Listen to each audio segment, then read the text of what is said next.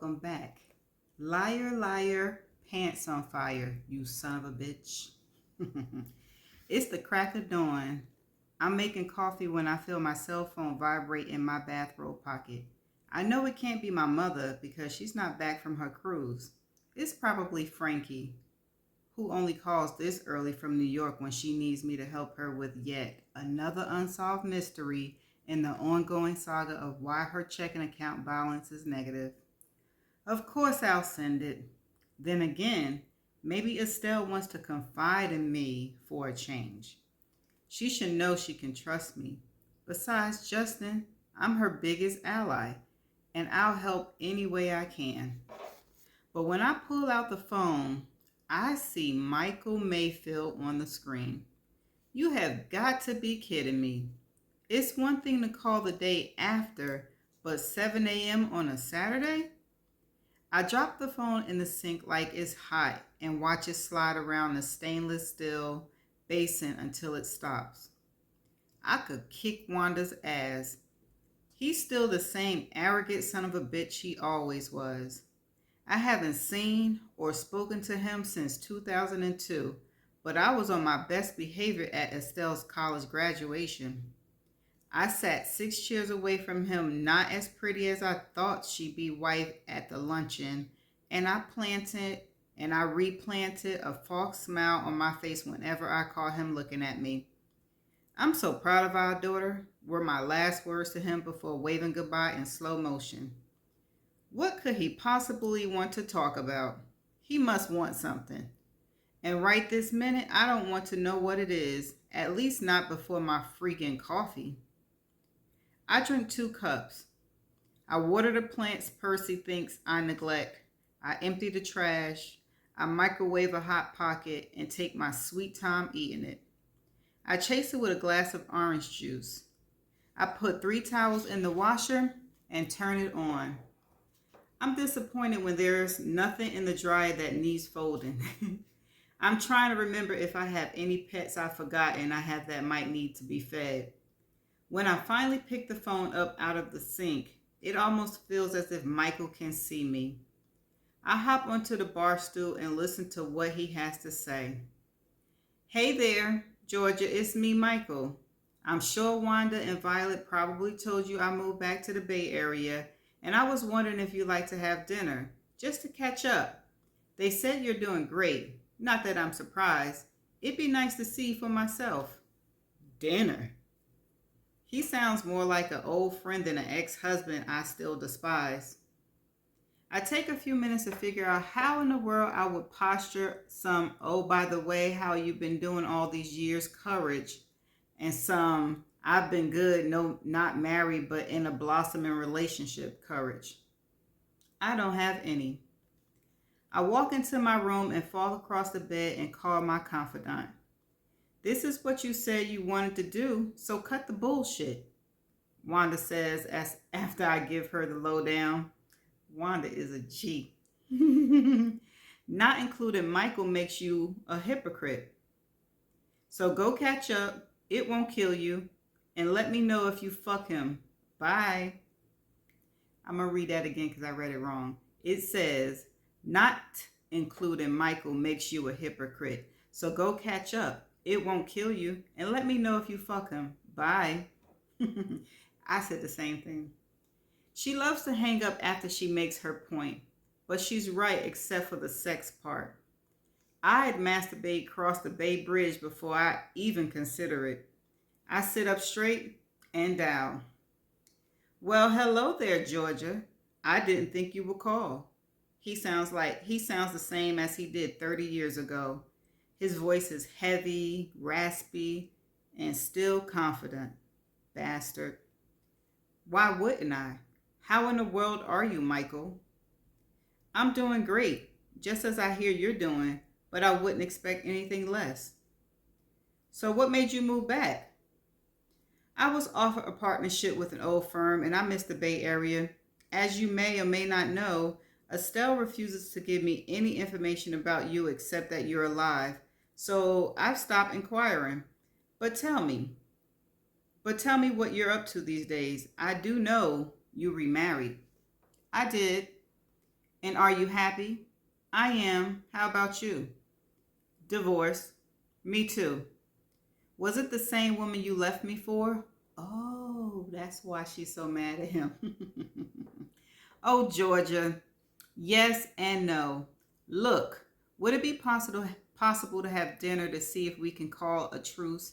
It would be nice to see you after all these years. Without thinking about Wanda, I say, sure. Which side of the bay works for you? Really? What do we have to lose? Should I wear my bulletproof vest? I burst out laughing at that. I can come I can come over to the East Bay if it's easier, he says. No, I could use a drive. Does 7 work for you? That's fine. You want to choose? I ask. No, you choose. Just text me and I'll be there. How will I recognize you, Michael? I say with sarcasm. My hair and beard are salt and pepper, and you? I look like Beyonce's twin. See you at 7. That's cute. So now I have all day to kill. I go to the grocery store even though there's nothing I need. I get a mani-pedi even though I just had one last week. I choose hot pink for some reason. I get my eyebrows waxed. I have some individual lashes added. I go to Nordstrom and buy an uplifting black outfit that makes me look slimmer. This kills most of the afternoon, which is why I need a nap. I lie down on the sofa in the family room and slide under the blue fleece blanket. I wiggle until my head rests on a pretty pillow I wish I made until I'm in a comfortable spot. I look around the room. It feels like I'm in a small museum. I stare at the furniture and wonder if and when the house sells and I downsize, what I will keep and what I will let go. I watch the ceiling fan swirling slowly, and when I feel myself sinking, there is Michael and me. I met him in the campus library. We were both studying for hours at a long wooden table. Me for optometry, and him for finance. As I started gathering up my notes, he said, "So you're interested in how we see?" That was a good one. I tried not to blush because I couldn't tell if this was a come on or if he meant it. After all, I had from the corner of my eye been pretending not to notice he was almost handsome, the color of raw honey, his thick lips so perfect I would have been willing to pay for a kiss. And from what I can see through those thick lenses, his eyes were chestnut brown, and Lord, he smells so clean, like he just showered in fig and mint leaves or something. But whatever it was, I couldn't stop inhaling him, and he'd been making it difficult for me to focus on anything ocular. I simply been turning pages without seeing what was on them. I am. And you're interested in money? His crooked smile emerged while he shook his head, and I believed it was at that very moment I crossed over. I'm interested in money management, and you? We knew we were already possessed and stopped pretending we were studying and just packed up our books and highlighters and walked down Telegraph Avenue to a restaurant full of Boston ferns and spider plants and vanilla incense. And I said, "Wait a second. Before we walk into this house of ill repute, what's your name?" That crooked grin smiled again. "It's Michael. I don't have a last name. And what does one call you to get your attention?" "Georgia." "I'll bet you a burger you're not from there." "I'll bet you some fries you're right." We ate breakfast, lunch, and dinner in that restaurant and would probably still be there had they not been closing. In 10 hours, we discovered who we were, where we came from, why we were here. He looked into my eyes when he spoke, which made me uncomfortable at first until I began to soften, then melt. He said, "Please and thank you, and would you mind if I, and have you ever considered, and did you know if," And he rolled up his sleeves when he got to Malcolm X and Socrates and God and freedom and pain and love and beauty and honesty and why Berkeley and where on earth do we go from here. He walked me to my dorm and kissed me on my cheek. Then he asked if I mind if he swore. And I said, go ahead. And he said, damn. And I said, damn is about right. A year later, I was honored to be his wife. And he said he felt lucky to be my husband. This is what he gave to me: an open door to his heart, peace of mind, a beautiful daughter, and joy. This is what we did. Traveled every chance we got, went to church at least twice a month, went to live concerts, danced everywhere, tried to read a book a week, but it ended up being 2 because parenting and work consumed us, and prayed. This is what he taught me: how to look beneath the surface, behind closed doors, how to ski downhill, how to rub up against him in public without anyone noticing. We loved crowds. He put his hands on my ass and slowly slid them up and down like we had all day. How to drive a 5-speed and floor it, and how to downshift. How to appreciate foreign films. How to read subtitles without moving my lips. How to do nothing. This is how he loved me. In the morning, every morning, he kissed me on my cheek, or my forehead, or my lips, or my shoulders, or my eyelids, or my nose, and said, good morning, beautiful. He kissed me good night every single night. He held my hand everywhere we walked. He always looked me in the eyes when we talked, and he listened to whatever came out of my mouth. He smiled at me, and sometimes I busted him smiling at me. He read to me. He let me fall asleep on top of him. He took my braids out. He spooned me almost every night. He whispered in my ears and kissed them. He asked if he could take me out on a date. He asked if I was married, and if so, he wanted to steal me from him. He sucked my fingers. He sucked my toes. He squeezed my hand during romantic movies. He wrapped his leg around mine. He told me I never had to be afraid of anything.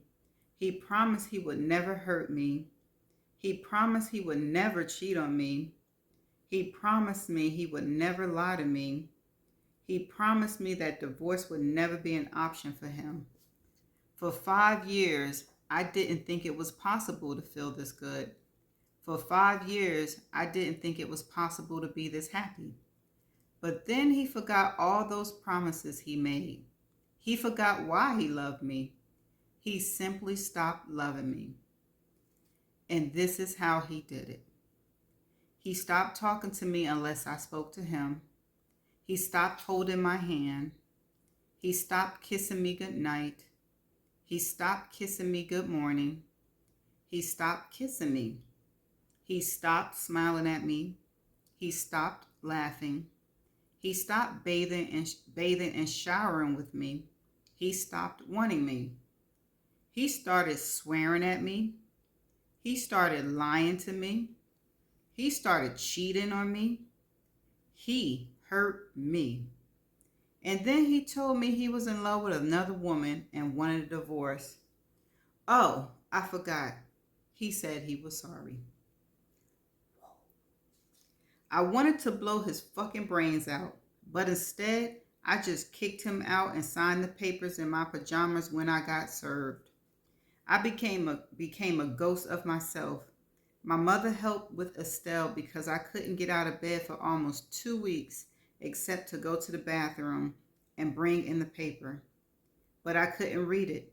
I called the hospital where I worked at the time and told them I had an emergency and wasn't sure when I'd be in. I would end up using all my vacation time to recover from the hole that had been drilled into my heart. I didn't comb my hair. I didn't shower. I had no appetite and forced myself to eat yogurt, saltines, Wanda almost broke the door down when I wouldn't answer the phone. She wanted to shoot Michael. Violet said this shit was like recovering from a C-section and that it could take up to a month before I'd be able to walk without wobbling and holding on to something. I ran out of tears. And by the time I went back to work, I realized I wasn't angry. I was numb. I felt as if he had killed me, and this is what it felt like to be dead. But then, as weeks and months passed, something funny started happening. I stopped missing him. I stopped mourning the loss of him. And in fact, he was the one who became dead to me. I was relieved to have our condo to myself. I started feeling like I was on vacation in my own home. I did whatever I wanted to do without needing to clear it with him. I learned how to stop editing my every move. I stopped apologizing for being myself because I like who I was. It took a year before I had the desire and the courage to even go on a date. And then the next 2 years were nothing but a series of false starts and fuckfest. And then along came Eric, who was the balm I needed. But then he had to up and move to Paris to learn how to cook, and I couldn't go, which made my heart feel like a valley again. That's when I decided I needed to take a break from men because their stock was too damn high, and I was tired of not getting a return on my investment. I changed my mind about the new black get-up and opted for a chocolate brown outfit I was going to wear to the party. I'm not trying to inspire Michael. I just want to look inspired.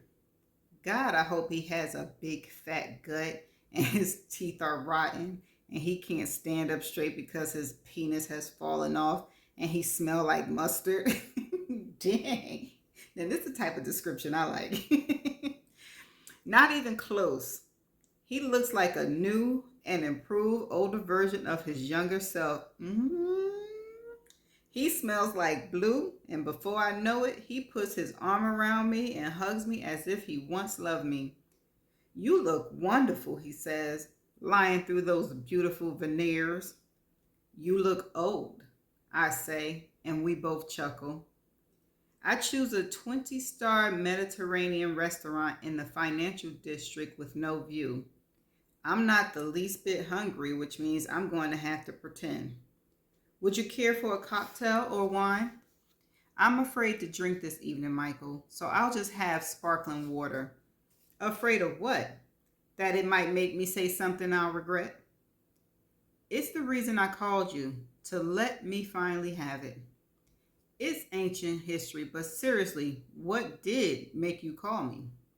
Honestly, I want to make amends. What made you come? Honestly? He nods but look a little nervous because this is the 21st century and we're old and I'm trying to be more civilized. To be honest, I was thinking about looking you up on Facebook at some point just to see how you were doing and maybe to remind you I still hate you. But after thinking about what we once had, I was going to tell you I would be ever so grateful if you would clear up some things because I'm still not sure what happened to us. But for starters, I really like to know why you love me and what made you stop. And I think I will have a Manhattan. I can't believe I just said this.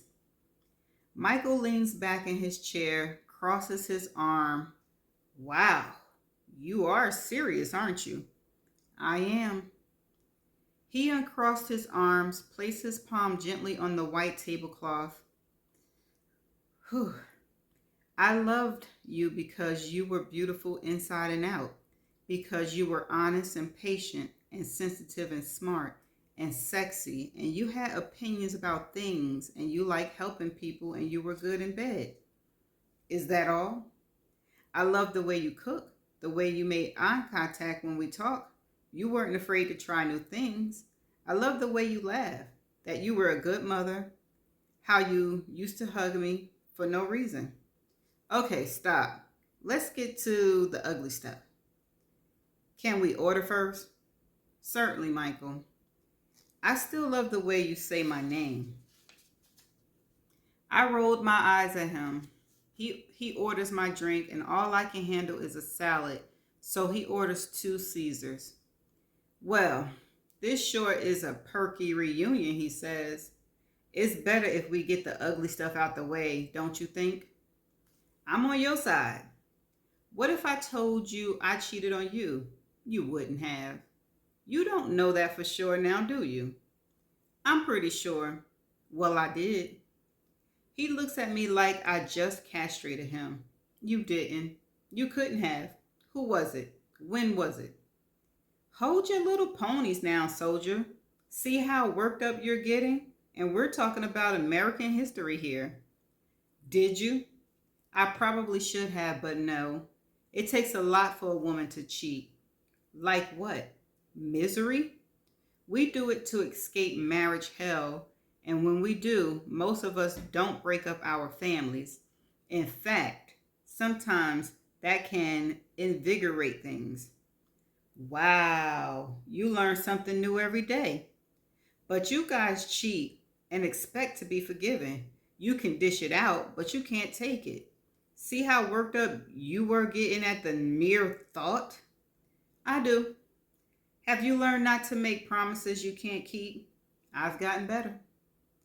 You promised me you would never cheat on me, that you loved me forever, and we would never get divorced. I still love you, and I hate that I cheated on you, and I wish we'd never gotten divorced. He sits there looking down at his glass, then twists it around and looks directly into my eyes.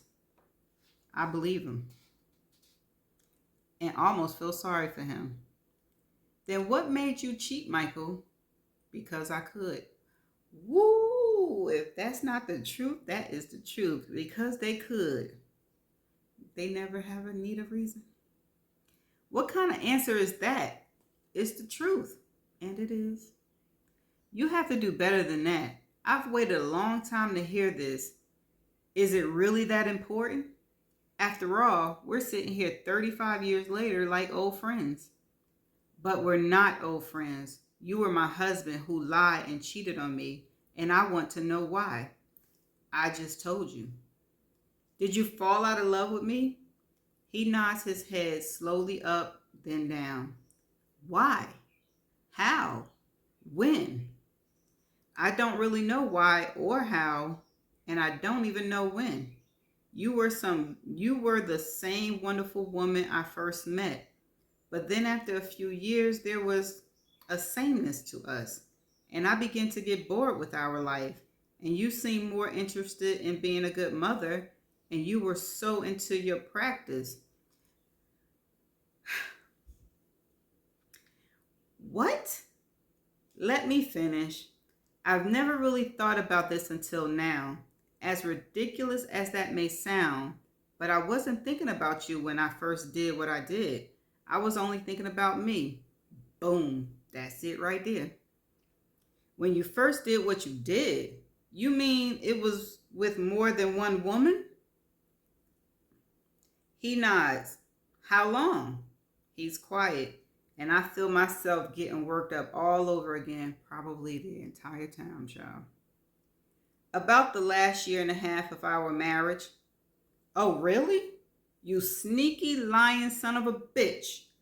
I remember we're sitting in a restaurant, so I lower my voice and say, you lying sneaky son of a bitch, again. I was conflicted. What?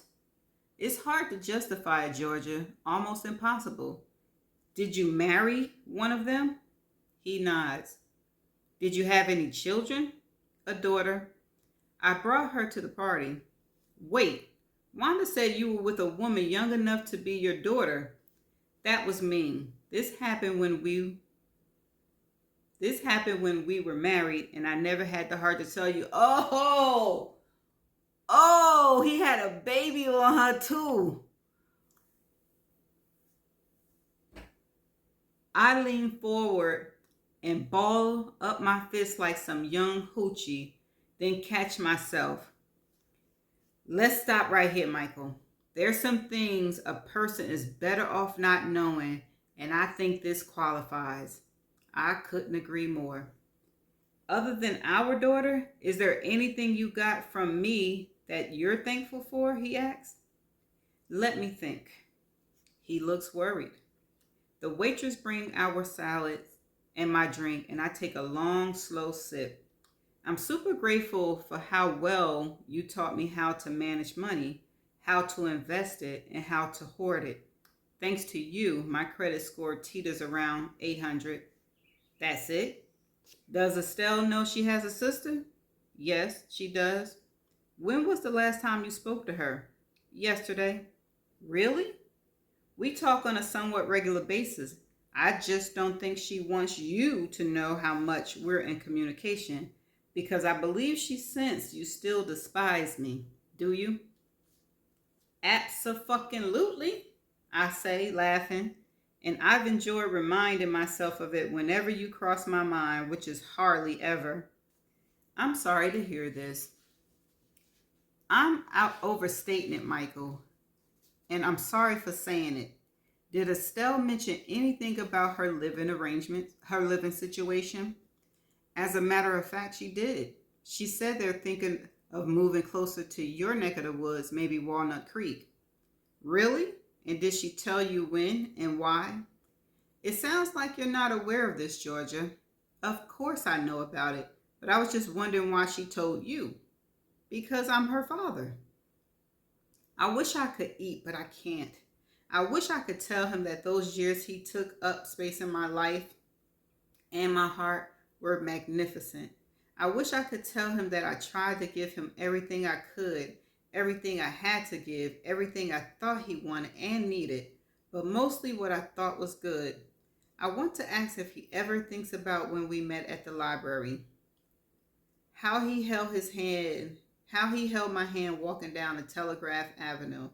How tenderly he kissed me on my neck. Did he forget how much joy and beauty and love we shared? I want to ask him, when did we stop floating? When did we lose the fucking delight? Instead, this is what comes out of my mouth. I'm glad I met you, and I'm glad I loved you, Michael. He looks at me like he can't believe I just said this. I'm grateful for the years you made me happy, the years you made me feel safe, cared for, the years you were in the cause of my worries, the years you made me feel vulnerable, the years you put our daughter and me first. I sigh and lean back in my chair and take a sip of my water. Don't stop now. I toss my napkin at him. This is starting to feel like some sentimental made-for-TV movie, but I'm not going to change the channel. I can't believe you just said that.